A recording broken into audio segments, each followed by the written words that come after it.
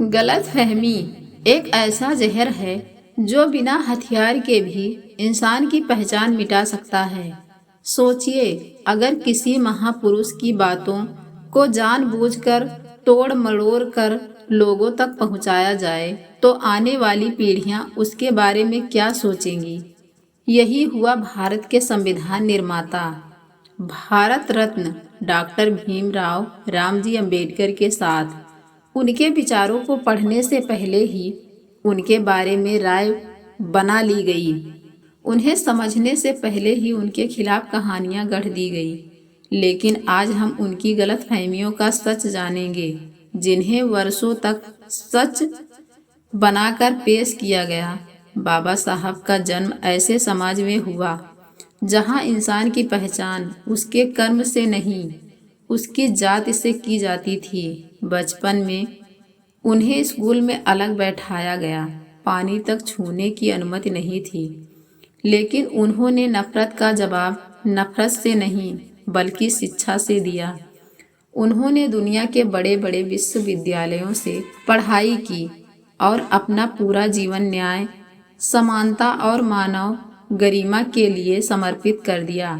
फिर भी समाज के साथ उनके बारे में कई तरह की गलत फहमियां फैल गई। किसी ने कहा कि बाबा साहब केवल एक समाज के नेता थे।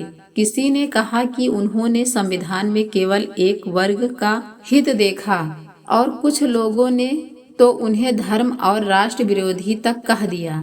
लेकिन जब हम उनके भाषण, लेख और संविधान सभा में दिए गए विचार पढ़ते हैं तो एक बिल्कुल अलग तस्वीर सामने आती है। बाबा साहब बार बार कहते थे कि देश तभी मजबूत होगा जब हर नागरिक को समान अधिकार और सम्मान मिलेगा। उन्होंने संविधान इसलिए बनाया ताकि किसी भी व्यक्ति के साथ जन्म के आधार पर अन्याय न हो। उन्होंने कभी किसी व्यक्ति से नहीं बल्कि अन्याय और भेदभाव से लड़ाई लड़ी। यही कारण है कि आज संविधान हर भारतीय की ढाल है, चाहे वह किसी भी जाति, धर्म, भाषा या प्रदेश का हो। सबसे बड़ी विडंबना यह है कि बहुत से लोग आज भी बाबा साहब पर राय तो बना लेते हैं, लेकिन उनकी एक भी किताब नहीं पढ़ते।